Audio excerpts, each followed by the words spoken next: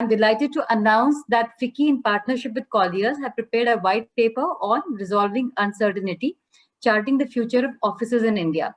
May I request my colleagues to please bring up the white paper on the screen for the release, please? It provides a glimpse to how office spaces could evolve in the near future, helping the occupiers to maintain their anchors while enhancing productivity and safety. Thank you very much. A round of applause for the team that has worked towards this report. With this, I hand over the session to our moderator, Mr. Arpit Mehrotra.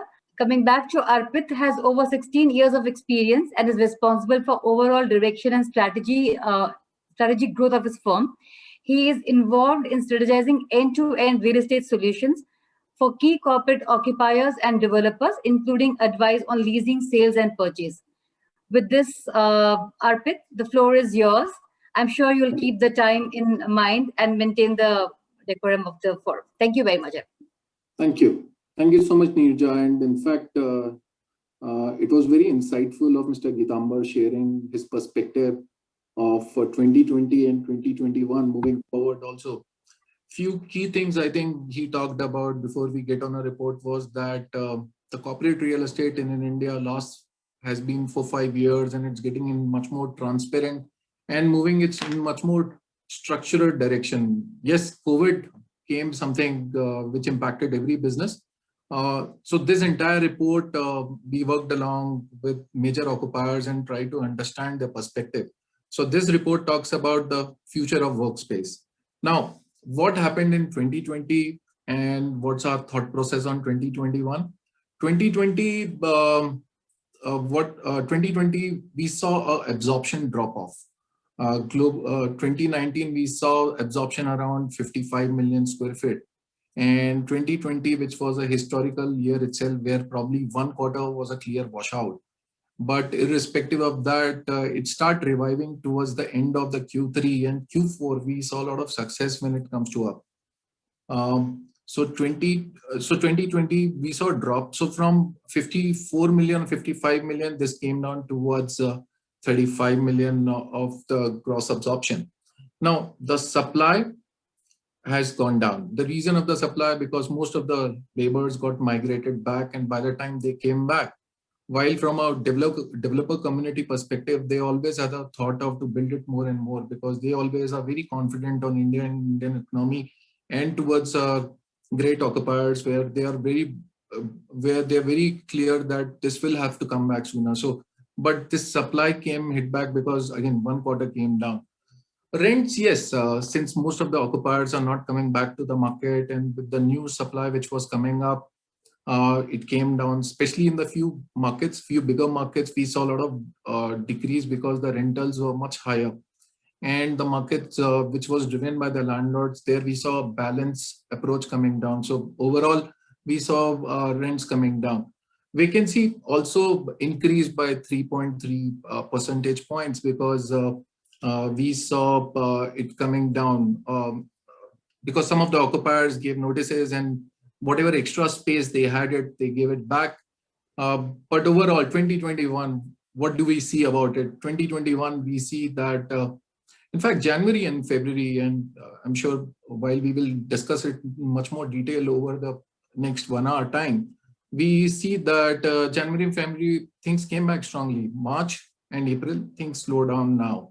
But overall, we see that more and more now this will come down, and we see the stability will be back in this market. So there are occupiers, and we have two big occupiers in this group who will be talking about their reevaluating their growth strategy on this. Supply, we see a steady supply because like I said, we have two biggest landlords here on this panel. And the construction is not stopping, while they are pretty bullish that this will have to go up only. Rents, because not sure how many people will come back this year, but people are going ahead and taking their decisions. Yes, the decision making has gone a little slower, but we see that most of the decisions will come down this year itself. So we see marginal increase in the rent, not much, but we will see marginal increase in the rent. Vacancy, yes, vacancy will equally increase. The reason of the vacancy will increase because optimization of their occupier portfolio plus the new supply which is planned for this year. So that will increase the vacancy and put pressures again. Who are the major demand drivers in 2021? Again, it is driven by R&D, IT, BPM, and the engineering and the manufacturing. While many of us are talking about work from home, the one sector which saw a spike in the growth was data centers. There are now many people who have come down to the country on that. E-commerce companies are still growing, and with the amount of investments which is coming in, they are absolutely on the roll. We go back and speak to the many of the corporates and talk about it. Hiring has not stopped. Hiring is on because people are confident on the business. So it's just a matter of a time we see that people will come back and talk about in detail. Now, what is the future of work, and which I would like to have a lot of discussion over the panel here in the next few minutes. So we see that this is reshaping the entire workplace, and we see a changing of the future of the work, because I remember historically when early part of 2000, people were talking about 150 to 180 square feet of space to an employee. Over a period of 1.5 decades, which I've seen it, that came drastically down towards a 60 to 70 square feet per person. While the panel, what we have, and not much of the space came down for them, but they were occupiers who brought down the work. So again, now everyone has to think what has to be the future of the work. Role of offices, people talk about working from home, and we heard it from Mr. Gitambar, what being an essential. I think the most important thing from an organization, what organization is talking about, is collaboration and the culture. And that collaboration and the culture, they always feel that can have much more when they are all together, and when they talk about much more in detail in terms of their challenges towards work and how to overcome the challenges. While technology has played its part, but offices are here to stay. Last 1 year, the future, what we have seen is that Blackstone and the Brookfields of the world are very aggressive in terms of acquisition and on this asset, because they see a lot of future in this still. Occupiers are choosing a hybrid model of working. At this point of a time, they are reworking on their strategies. Hub and spoke model has been thought about, where the number of employees are much higher. Decongesting their own setup and moving in different parts within the city, or moving to different parts of other city, that's been considered.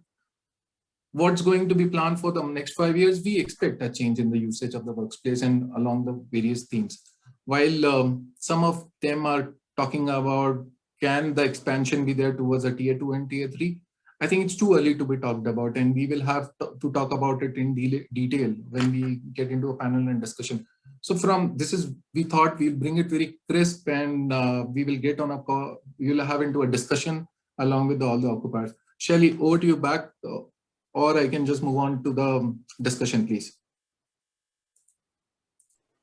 Now the floor is completely yours. Okay, thank you. So firstly, I would like to thank everyone joining on the call, especially the fellow panelists and the speakers on the call. We have Mike with us. Mike is a CEO of Embassy REIT. He's based in Bangalore. He has more than 35 years of experience, and all through in a real estate, and very long stint in India. Mike, welcome to the group. Then we have Matthew James, who is a franchisee development director. Matt has worked across 3 continents, starting from a career in hospitality in US before moving down to UK in his early 20s. He had various general management roles in the boutique hotels before accelerating his career into regional operation. Matt is now based in Singapore, and he's accomplished operator and the leader along with the IWG. Welcome, Matt. Then we have Chaitanya, Mr. Chaitanya Gorpati. Chaitanya is a director and a member of the operating committee of D. Shaw India, one of the biggest firms in the country. And he oversees all the business operations of the firm, which includes finance, legal, and admin. And he's part of the board for the D. Shaw entities in India, including the financial operations team. Welcome, Chaitanya. Amber is a known name in the market. Amber is a regional head and the real estate head for the country for Microsoft. Amber himself is a qualified accountant and a certified Six Sigma belt with over 20 plus years of experience in various executive roles globally in the field of financial planning and analysis. Amber has a lot of experience, and he will be the one who can talk much what's going to happen, what we predict. Amber along with Chaitanya can share always their perspective. Then we have Ritesh. Ritesh is a name, it's a name itself, and he's a senior leader with 2 decades of a commercial real estate industry experience, both with service providers and the development firms and the developers. Proven track record and people across the business and the focus on the growth of profitability and client relationship. So welcome all to the session, and I would like to thank everyone to come down for this session. Now, moving on, and I know people are very excited to understand the perspective with the eminent jury, what we have it for the panel discussion. Again, this entire session will revolve around resolving uncertainty. No one knows what's going to happen, but we can always, based on our experience, we can always talk about resolving uncertainty, charting the future of the offices in India. So my first question will go down to Mike. Mike has the maximum experience in all of us sitting together here. So Mike, how can developers provide extra value to occupiers? And what steps can developers take to make occupiers comfortable about returning to the workplace?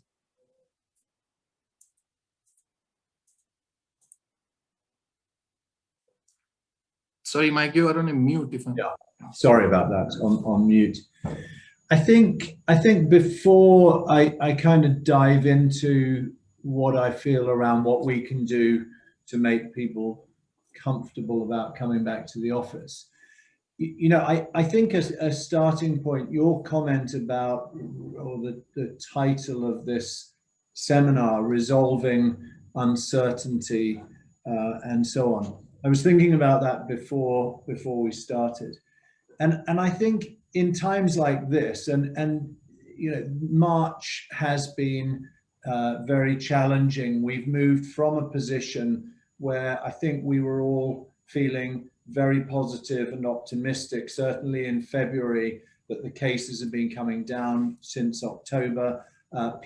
Companies were coming back to the office and so on, and we've been hit with this second wave. So, you know, that I think for all of us is very challenging, and it puts us back a number of months. It will certainly take a number of months for us to see how long this takes to play out. But I think to try to look at what can we be certain about and resolve the uncertainty that's out there. And there's a message that, you know, I've been consistently of the view about, that there's 3 certainties that we can hang our hat on and we can rely on. So, you know, the first of those is the strength and the growth of the tech sector globally. And that's clearly important to us as in India, because our office sector in India is reliant and founded upon that sector. So we all know, and it's certain, that we're seeing this acceleration of digitization, the issues around cyber and the move to cloud and so on. We see the numbers that are coming out, particularly of the US markets, about how the markets are doing around the tech sector and some of the companies that are represented on this panel. And we're definitely seeing those positive trends in the tech sector globally feeding through to businesses in India. So this week, again, more certainty. We've had the results from the TCS, Infosys, Wipro, and some of those are saying they've got the biggest order book and pipeline that they've ever had, right? We've seen one of those companies say that they hired more people last quarter than any quarter in their history. So we consistently see that feeding through. We're consistently hearing the message about the growth of the global captives that are here in India. And you know, when we look at that and we see what NASSCOM is saying, another certainty, kind of the second certainty that we have here in India. NASSCOM called it in their strategic report a couple of months ago. They said India is the digital talent nation. And I think they summed that up perfectly. I think globally, there's an acknowledgement that India is the digital talent nation. And other certainties are that the world, as it becomes more technologically dependent, is becoming more geographically agnostic. And the way in which that is benefiting the business, technology business, office business here in India is a certainty that we have seen, and we feel that we'll continue to see that. And kind of a third area of certainty, I would say, is that, and this pandemic has accelerated trends that were already there, but that trend where standards and expectations of what's being delivered to the consumer, whether that's a business or an individual, have been increasing significantly over the last decade, and that will continue and perhaps accelerate. So in terms of what does that mean for us as office providers, in terms of the product, making sure that those safety, security, wellness, ESG, how all those things are certain. And even though we're now right in the midst of this second wave, those are the grounds that make us feel that we know that fundamentally the demand drivers of our business in the office sector in India is there. It will come back, and we feel positive and optimistic about the future. Thank you, Mike. I think very valid points which you brought in. One is strength of our technology center, and then our global capability centers, GCCs, what we talk about, global captive centers are also increasingly. So on the same line, I have my next question to Amba. Amba, one of the biggest organization in the country, and in fact, last year you went on a growth. So how's your organization viewing the workplace in the view of the pandemic? And what are the key considerations for the workplaces over the next 2 years, which you are talking about? Amba? So Arpit, thanks for this question. As we all know that, world has plunged into a crisis unlike anything seen in our lifetime. Now, we are in the midst of transformational period, that needed to be acknowledged. And 3 areas, jumped to the top of the list in companies to pre-COVID priorities. And one of them is the workplace strategy, along with, health, wellness, safety, and change management. And in workplace strategy, we primarily talking about, agility and flexibility.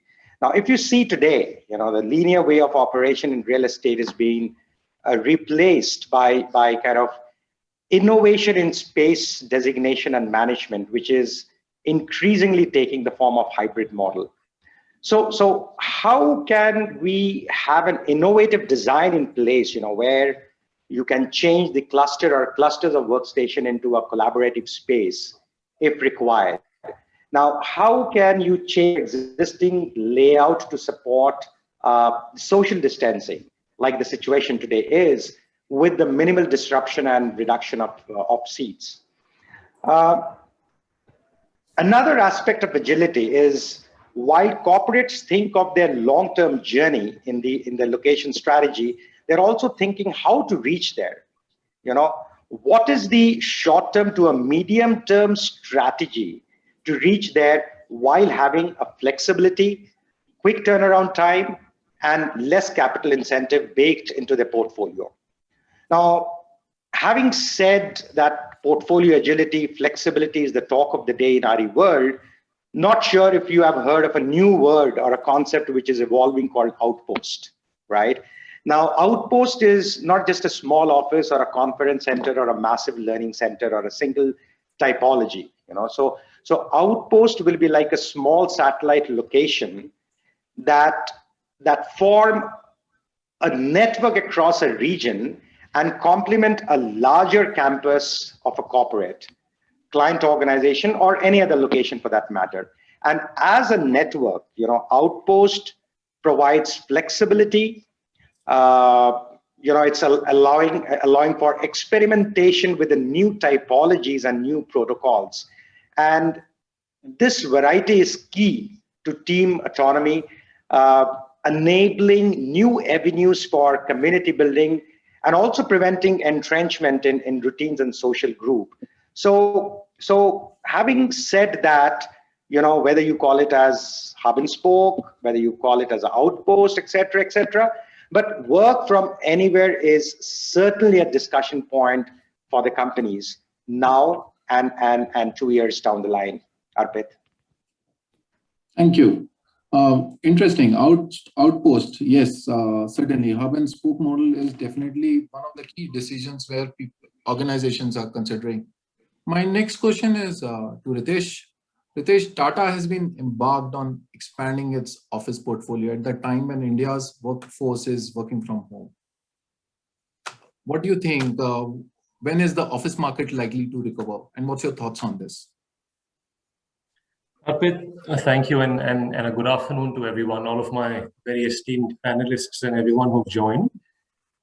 These are Mike's explained that in greater detail. We've got a fantastic occupier perspective coming in from Amber, an organization that focuses, of course, on a lot of R&D across the country. Now, our portfolio, if I may, is relatively smaller or younger, though we're 3.5 decades in the industry, in the real estate space.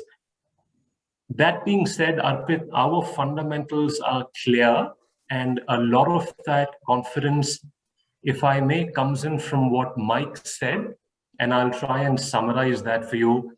As all aware, 2019 rather, India absorbed a all-time high, anything between a 55 to a 60 million square feet.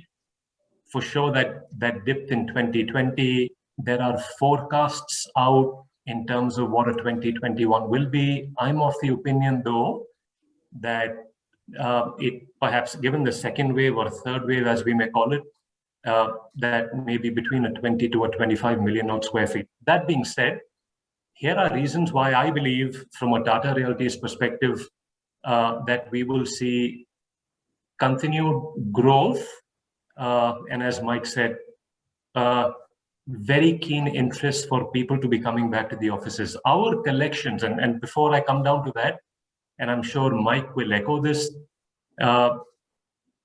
the social nature fabric of, I'd say, per various reports that came out, between the 28 to the 30, 32, closer to about 60% of that population will the 28 to the 32 will constitute about 60% of your employable workforce. Now, this workforce, their social fabric is very different to I'd say the earlier generations had, so to say.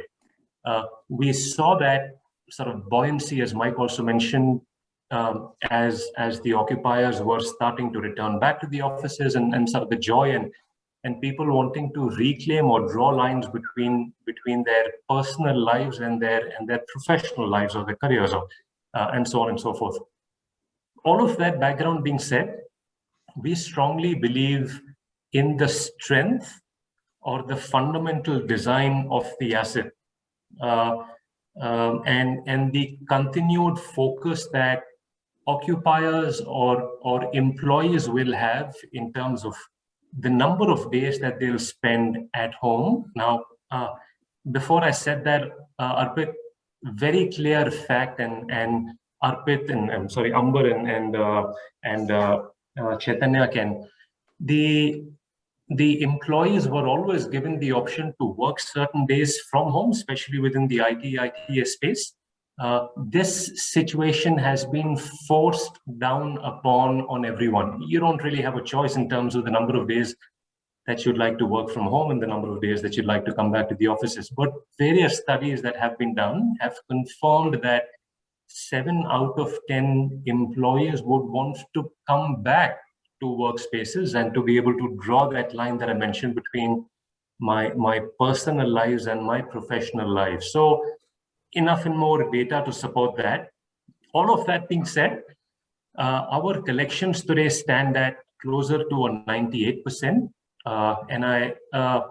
The occupancy of our portfolio stands at closer to 95% plus. And of course, we've got to be partnering with our retail occupiers in terms of, who are impacted the most and so on and so forth. We have either renewed or we've got confirmation of renewal of most occupiers who would like to continue back within our assets. The fundamental, Arpit, there being the strength and the fundamentals of the asset, the way that I'd say we design our asset around the work, live, play concept. And Mike confirmed the fact that, and basis NASSCOM reports or even otherwise, I fundamentally, on the basis of reports or even otherwise, believe that there will be more focus on the bottom line, because real estate constitutes the second largest spend outside of employee costs. And therefore, India's positioning to be able to have more GICs, GCCs across the country, and geographically India's placement. All of these factors constitute, we're confident, Arpit, that whilst there will be pressure on rentals, whilst there will be vacancies that may remain steady, I'd say till the time that we're able to get a grip on this pandemic, but I'd say by about a year and a half, 2023, we'd believe demand perhaps to a 2018, 2017 level and growing steadily from there will be back up. Back to you. Thank you. Thank you so much, Ritesh. So one message I was able to get it was on continued growth. I think that's what I was able to get it clearly on that. So my next question is to the Matt. Matt, you come from a space which always talks about flexibility, and this is not now, this was always pre-COVID time also. How are flexible workplace players prepping for the workplaces in a post-COVID world? Wanted your views on that, please. Oh, thank you, and good afternoon to everyone. Yeah, it's a great question. So, if you look at our business and you look at co-working or flexible office space in general, I mean, it's grown, at such a pace, over the last decade, the last 10 years, 1,000%. I mean, if you look at a global level, that's over 26,000, co-working flexible office operators. So, it's a growing brand. And, IWG has been telling the world and telling India for years about the last few years about the workspace revolution. And actually, I would argue that, in the last 12, 18 months, we're seeing a rapid evolution. And we're seeing a huge change that, that we're all experiencing. Some of you might be in the office today. Some of you might be at home on a Friday. But, the world has changed completely because of this pandemic. And it was always happening, as, some of the panelists have rightly pointed out. But it's accelerated to unprecedented levels. And we've seen that in our existing business, more so probably in the first quarter of this year than anywhere else. I mean, we had, if we look at, up until 2019, 2020, we had 2 million members worldwide, that could access any of our 3,500 locations or 100 plus, in India. But we've seen in the last 4 months, we've signed 500,000 new members to our business that can use any of our centers, and that with some very large companies, NTT, Standard Charter, and multiple other operators. And we have quite an aggressive pipeline of, new members that want to go to, what Ambar had talked about, a hub and spoke model, as we call it, outpost, where you have a central office and you can work from anywhere, wherever.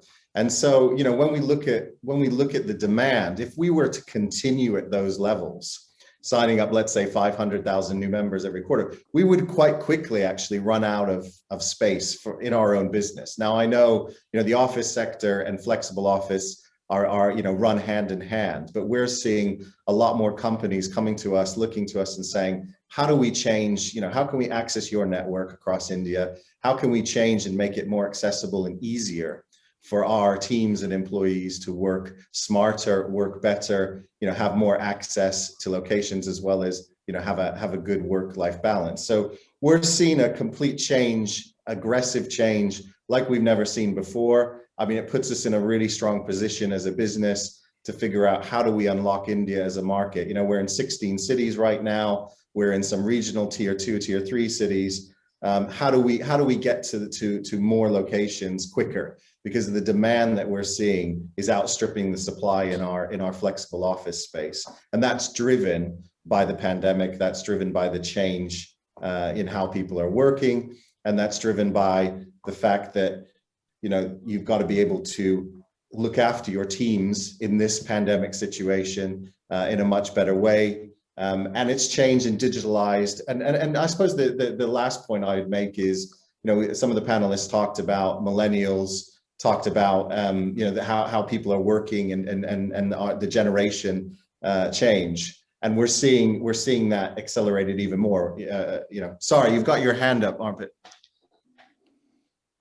No, my bad. Sorry, it was a click which happened. And go ahead. Sorry, Matt. Oh, sorry. So no, I was just saying that when we look at, it's not just the trend that's happening with people from 20 to 30 that are coming through the workforce now want to have flexibility. We're seeing that across the board. So I mean, in summary, the demand for our business, flexible office space, we see as a hugely exciting time. We're seeing more and more opportunities. And for us, really, it's how do we grow our network to fulfill the demand that we're seeing, particularly across India, as quickly as possible. Great to know. In fact, flexibility is the key. That's what I was able to get. And good to know that demand is outstripping the supply. My next question goes to cooperative occupier D-Shaw. In fact, we have Chaitanya there. Chaitanya, D-Shaw is a multinational investment management firm, and the company is managing almost like 50 billion in asset under management, and this is almost like 33-year-old company, while globally, and it's one of the biggest hedge fund company. So wanted to understand your perspective on flexibility. Is flexibility in terms of working is the need of an hour, and how are you working towards it? Great question, Arpit. Thank you, and good afternoon to all the panelists and the participants as well. Well, yes, undoubtedly, this is probably going to be the buzzword, flexibility, or maybe the most often used word through this entire discussion, or maybe for the next couple of years. The last 1 year, to be honest, has, I think, broken many myths around our ability to work remotely, and more so quite seamlessly at it as well.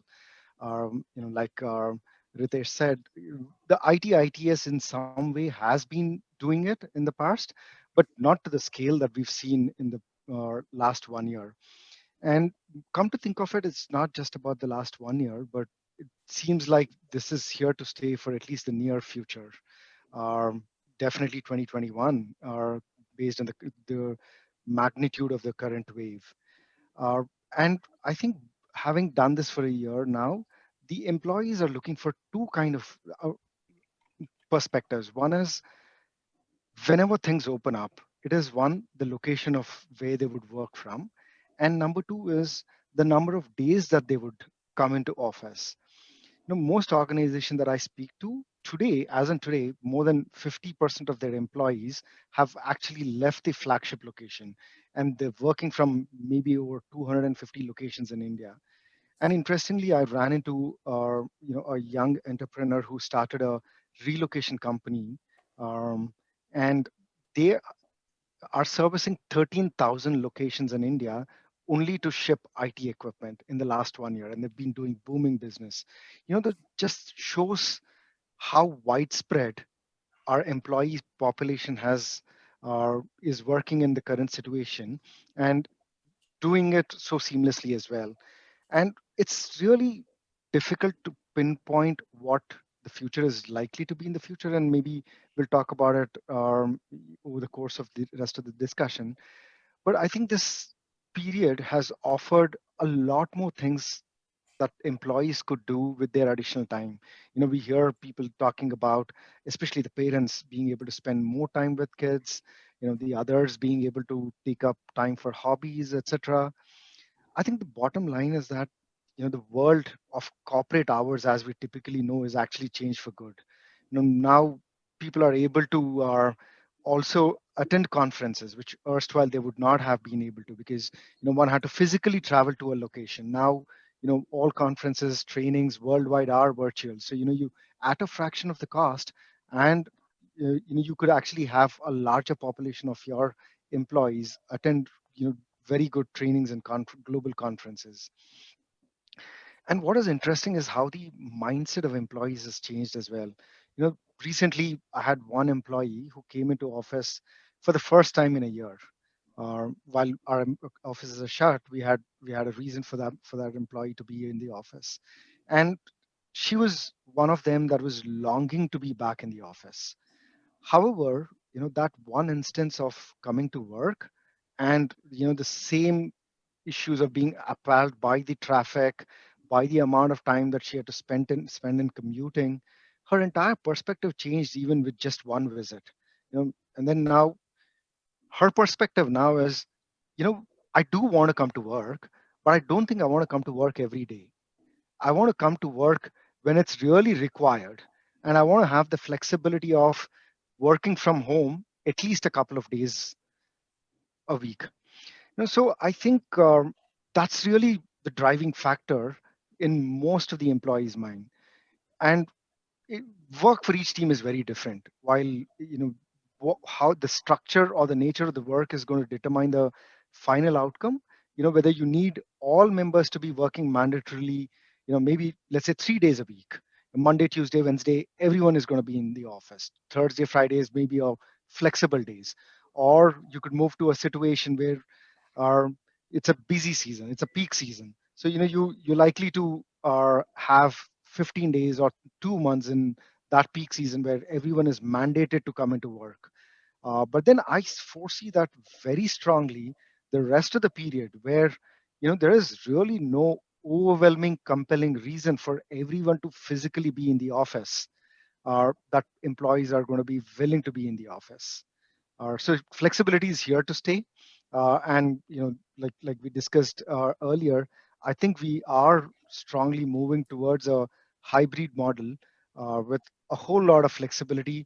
But it's a challenge. It's a challenge to draw a line between what organizations want and what the employees' wishes and aspirations are.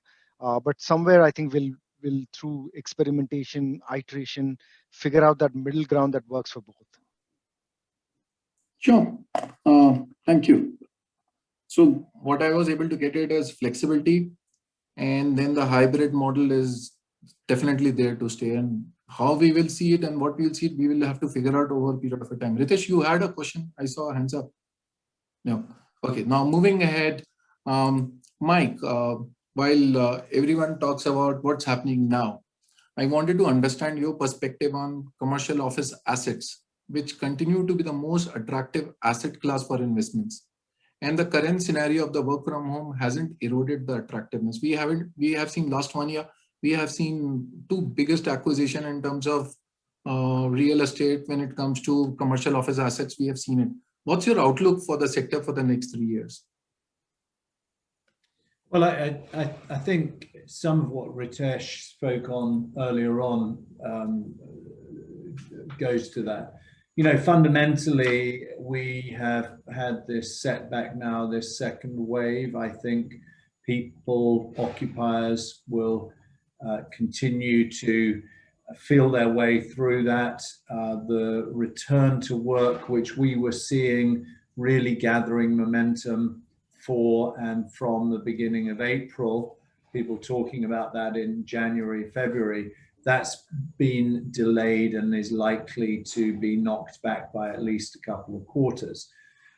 However, as I said, we feel very confident that in 22, we're going to see continuing demand from the sector. So this is more of a timing than shift than an actual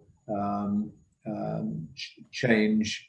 This year is going to be a difficult year, clearly.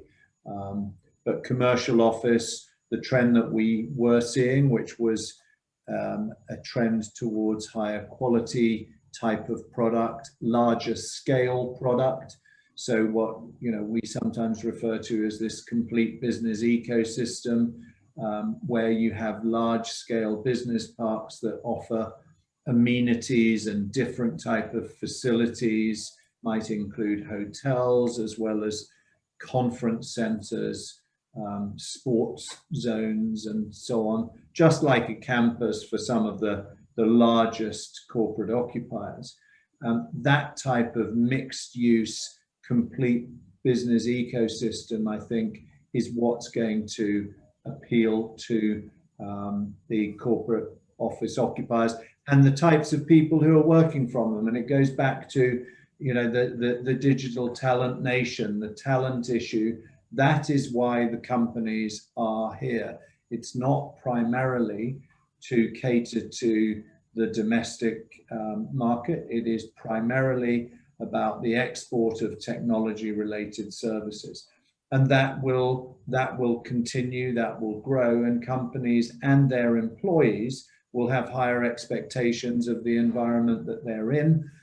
Some occupiers have used the term to me about they like the idea of pay per use. So instead of renting long-term large quantums of space, for example, for all staff meetings, instead of having those sort of large auditoria within their rented portfolio, that's the sort of thing that people will look to rent on a short-term pay-per-use basis. That's why, for example, we're building hotels and conferencing space on some of our largest parks. And that again feeds into this flexibility model. But fundamentally, if you ask what's the 3-year prognosis, as I said before, we believe that because the industries are prospering that we cater to, and they are here for the talent.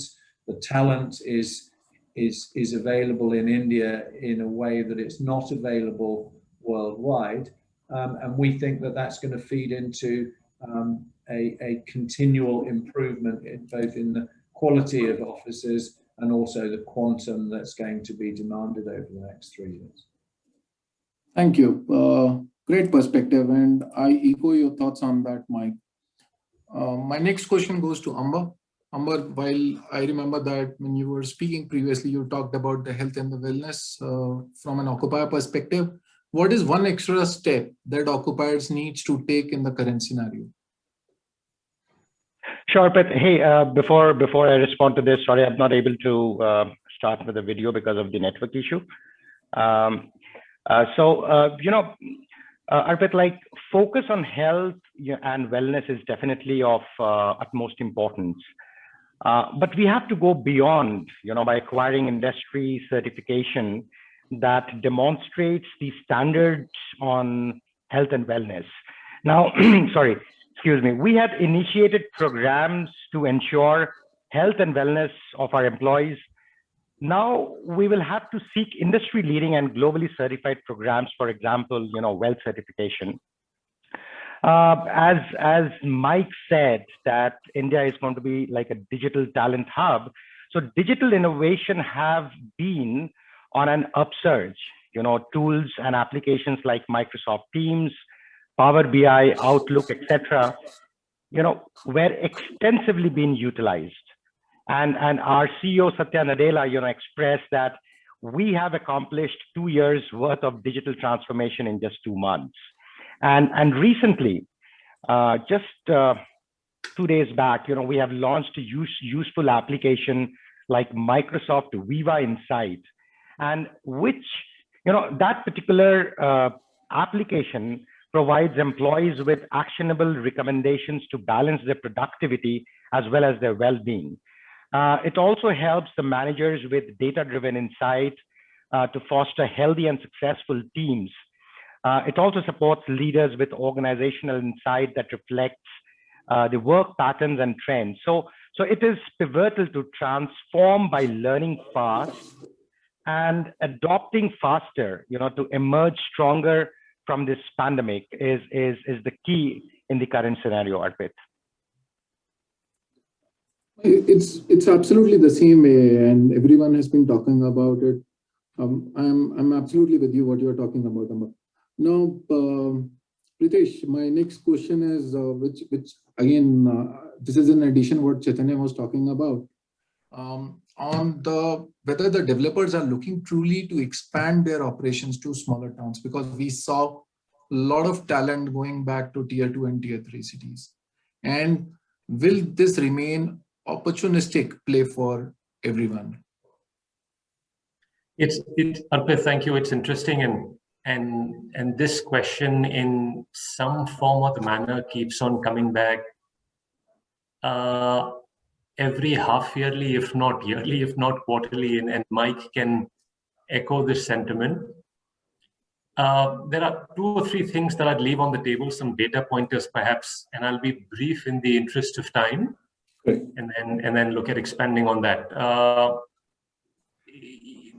This is a fundamental shift in the way, and I often do refer the migration in a way that happens in the Chinese cities at the time of New Year. The number of people that actually migrate to and back from the places that they live to the places that they work. The extent of blue-collared, white-collared migration that has happened this time is perhaps been to a scale and size that has been unprecedented. That being said, here are the data pointers up with the top 10 developers across the country have almost about 40, if not 50% of their portfolio in the top 6 cities, and the same development companies do not even have closer to a 5% of their portfolio in any of the tier 2, tier 3 cities. Now, will that change because of this migration and deliveries, etc., happening from tier 2, tier 3 locations? If I may, I'd love to give them a better name, but in the interest of time, let's call this a tier 2, tier 3 cities, because deliveries are happening. I think a lot is changing. This time around, I fundamentally, so socially, if you were to look back, if you were to seen as growing in your professional career, the opportunities were always in tier 1 cities. You had to be in tier 1 cities, and given the supply-demand mismatch, you had good quality real estate space available in perhaps peripheral locations in tier 1 locations instead of tier 2, tier 3, and a lot of BPO, financial BPO, IT BPO firms did look at tier 2, tier 3 locations, but somehow, even though effectively it may have been proven cheaper from an operations perspective, given the cost of salaries and so on and so forth, but I'd say the cost and the spend, that balance somehow was not there, and the ability for you to get quality talent to stay in perhaps these locations who are always wanting to migrate to the tier 1, tier 2,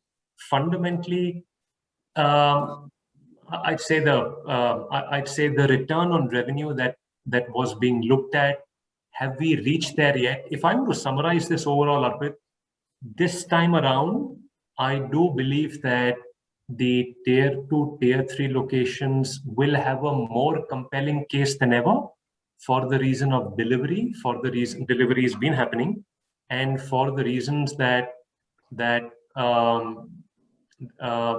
most organizations, given the nature of the virus, would in a way prefer. And the whole health and well-being aspect, if you were to put all of these things in the basket, I believe this time around there is a more compelling case for developers to look at quality developments in tier 2, tier 3 cities than it ever been in the past, Arpit.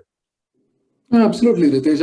I also remember that when early 2000, when we were still talking about top 6 or top 8 cities in the country, and then we started talking about tier 2 or tier 3 cities, I think it all started well. Few things where it went wrong that point of it. I'm not sure whether it will be still, what will be the perspective on that. I think the major thing which you were talking about was talent. Talent was initially wanting to go down to that part, and then now everyone wants to come back to the tier 1 city, because I think the social environment, um, including all your hospitality needs, for taken care in tier 1 city. But I think it's a great timing and great thought to go back and think back, because some of the people have migrated back to their own cities. On this, Matt, I have a question towards it, and again, it's on the suburban locations when it comes to the flexible spaces.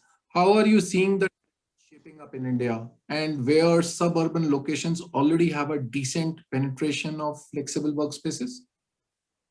Yeah, so thanks for the question. I mean, it's something that is, in terms of the move to suburban locations, obviously with the migration that some of the panelists have been talking about, particularly in India, we're seeing, and I talk about demand a lot because we have an existing business, quite a good network across India.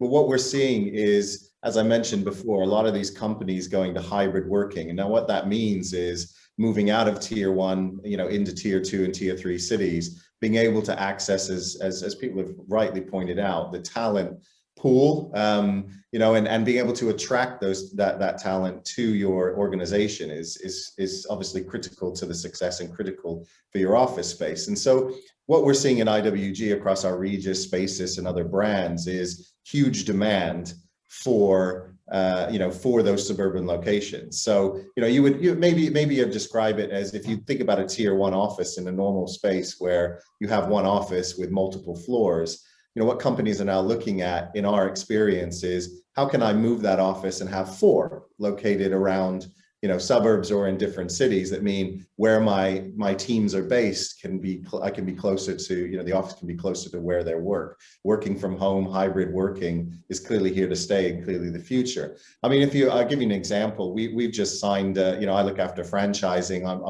My role across Asia Pacific and in India is to accelerate our network development.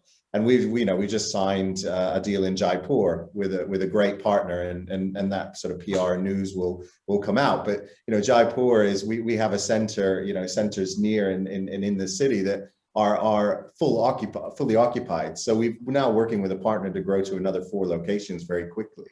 So it's just a good example of, we're looking for partners clearly, but actually the demand we're seeing is meaning that the suburban locations are coming much more critical to companies as they search for talent, as they look to diversify their office portfolio going forward. Sure, and congratulations for Jaipur, and I'm sure a lot of good news will keep on flowing in, Matt. Chaitanya, I have my another question, because you have a lot of experience when it comes to finance. So from a finance perspective, what are the key implications weighing on occupiers in the current scenario? Yeah, thanks, Arpit. Again, a great question. It's difficult to be a finance guy in these times, especially as related to getting our hands around our real estate strategy. And I think it's something that most of our, the industry is grappling with. A couple of things. I think one is figuring out your location preference. Like we discussed, should we do a hub and spoke model? And if we do that, which are the cities that you should be doing? Because you can't spread yourself thin. You still need an element of critical mass at each location, because you want to get the biggest and the most important asset for most of the organizations is the culture. It's the intangible value that gets everyone together. And all of that really happens when people are in the office and not completely distributed. So we need our element of critical mass at each location for us to figure out and decide that, yes, this is optimum for us to start an office. So figuring out that location, I think, is something that we are currently going through in terms of due diligence, in terms of analyzing data, talking to the others who've already done it, understanding what's worked, what are the challenges that they've faced. So that way, with a lot of peer organizations also offering work from anywhere, So suddenly the hiring market, which already was challenging, has become even more challenging, which means today, pre-COVID, I could have said that I'm going to work from just one location and that's good for me. But today I cannot do that anymore because, I need to go where the talent is. And, there's always limited talent and there are many companies chasing that talent. So from that perspective, one of the big challenge from a finance or even from a real estate strategy is to identify that hub and spoke model. The second one, which I think is even a bigger challenge, is the optimum capacity of seats. With flexibility, which is, people are coming in 3 days a week, or you're going, if let's say tomorrow we open an office in Delhi or Bangalore, maybe we start with 50 seats. But if the demand increases, are we going to be able to scale that up to 100 or 200? And what happens to the capacity that we've already signed up in the other locations? And if people want to come 3 days a week, do we give everyone a dedicated seat, or do we move to a hotel spacing where it's seats are being used by multiple people? So getting ensuring that we optimize on the vacant seats and don't have locked in capex or opex is, I think, the second challenge. I would say the third one is providing a consistent employee experience.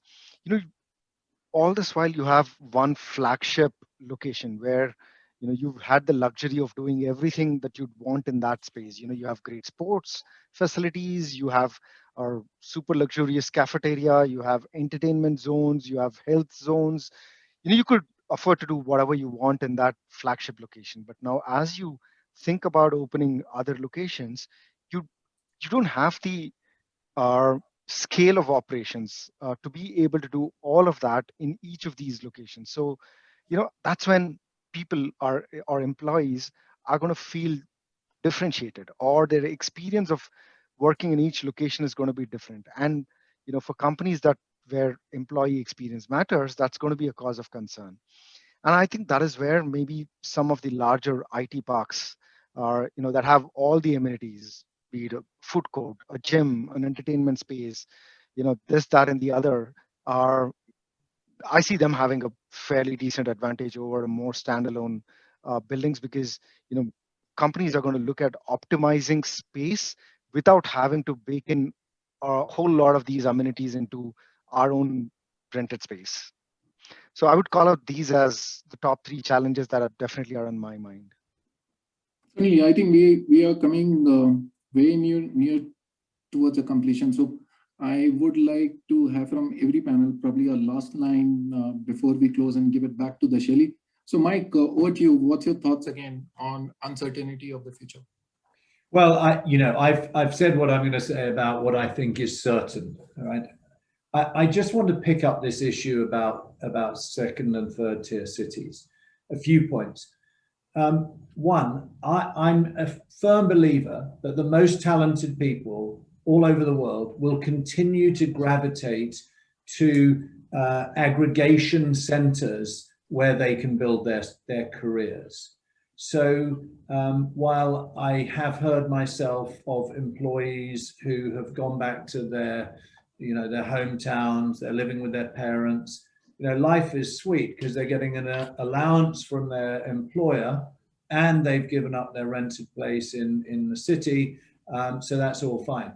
At some point, that's going to end.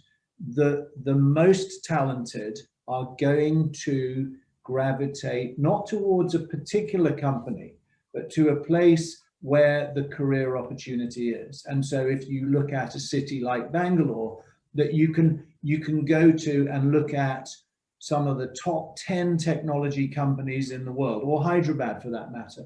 If you want to be in the banking sector, you can go. Where are you going to go? You're going to head for Bombay. You're not going to sit out in a third tier city. Young people all over the world are looking to build and grow their careers, and they will go to that place. And therefore also the companies will continue to have the place that they build, as Chaitanya said, they build their culture, they build their stamp. people will have more flexibility, but fundamentally those top tier cities will continue to be where the office is focused. And just a second point, which maybe is more of a question, you know, I've listened to the tier 2, T3 discussions since I think about mid-2000s when NASSCOM first suggested it as the solution for urbanization. You know, the only name that I ever hear in that tier 2, tier 3 city conversation, and I heard it from a big IT services company just a few weeks ago, just heard it now from Matt, Jaipur. But apart from that, I'm not seeing where we mean by that. And how do you get, for any size company, as Chaitanya said, a critical mass that you can effectively manage your people and your business on such a remote level when we live in a country that has dozens, if not 100 cities of 1 million people? I just don't see that as being a long-term tenable strategy for top-tier companies. Amber, your final remarks, please. I cannot start the video because it says the host has stopped it. So it's okay. So, you know, we are at the bottom of the hour. So I'll make it very simple. To me now, there is no uncertainty, you know, if you can manage the flexibility. Wow. Thank you. Thank you. Matt, your thoughts?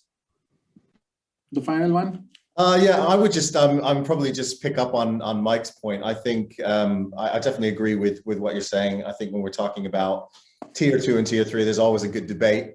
I think if you look at large companies looking to, you know, I used NTT as an example at the start. I mean, they're a huge company. They've moved 300,000 members to us to have access to our locations globally. We look at other, you know, there's other examples in India with larger and medium-sized businesses that want to be able to access a network. So it's more about, for me, it's more about the demand of companies looking for that talent, looking to be able to have an access to a network. What that does to the office sector, the flexible office space sector, we will see over a number of years. But I definitely believe that, you know, tier 1 cities will remain the key focus, but tier 2 and tier 3 and the demand that we're seeing, particularly in our sector, will continue to drive those changes.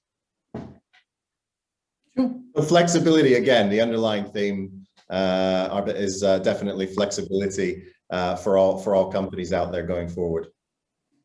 I think very valid. Ritesh, your final thoughts on this, please. Sorry, Arpit, yes. There is so much ongoing at the moment that there are positives to be taken away. And all of my panelist members did share about, you know, time, etc., that everyone's spending with families, the increased rate of digitalization that happened as a result.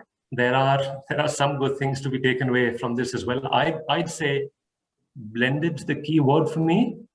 A lot of these, either co-working, the regular offices, etc., you know, all of them were continuing in some form of the manner. But I take the positives. Employees will today continue to focus on increased health and well-being towards their employee. Organizations will, and that will in a way reflect on their real estate strategies and choices as well. So I'd look at the positives in that, Arpit. Thank you for this, Ritesh. Chaitanya, your final few words, please. I think I'd draw an analogy to a flight. You know, this is like a turbulence, much longer than we've wished it for, but I think we'll be back on course with changes like including adopting flexibility and, you know, maybe a hub and spoke model, things like that. But I think it's a matter of time by when we'll be back on course as it used to be in the past. Thank you for this, Chaitanya. My thoughts, while I was making a note on that, one thing which I have learned today for this entire session, firstly, thank you everyone for spending your time and sharing your perspective. One thing I've learned this year, probably everyone will be talking about flexibility from an occupier perspective. That is a need of an hour because no one knows what's going to happen and everyone wants to protect their thoughts and the growth. while occupiers are growing faster and faster, and they are probably they are willing to come back to work, but at this point of a time, I think it's a little uncertain at this point of a time. Health and wellness, how to spend more and more time on health and wellness, and how to engage from an employee and do more and more. I think that was the second learning which I had. Third is innovation, and that Amber talked about innovation here. So I see Amber back also now. Innovation we are talking about in space. I think that's another key learning which we had, that while the space was shrinking down from an employee perspective, how we can give them more space, and now with the certainty and uncertainty of COVID around, how to give them proper space so that the work will be happening. Regear is also a key word from an occupier perspective. Regear towards optimization. Are we optimizing what we have it? Or do we really need to spend on things which probably we would need from a landlord perspective in terms of common amenities to invest? I think that is where the differentiation will come in. Last, and this was always the flavor from the last 1 decade on tier 2 and tier 3 cities. What's the future towards the tier 2 and tier 3 cities? Will tier 2, tier 3 cities can take a step forward and give some kind of a environment from an employee perspective? I think that sums it up from my perspective, and thank you all again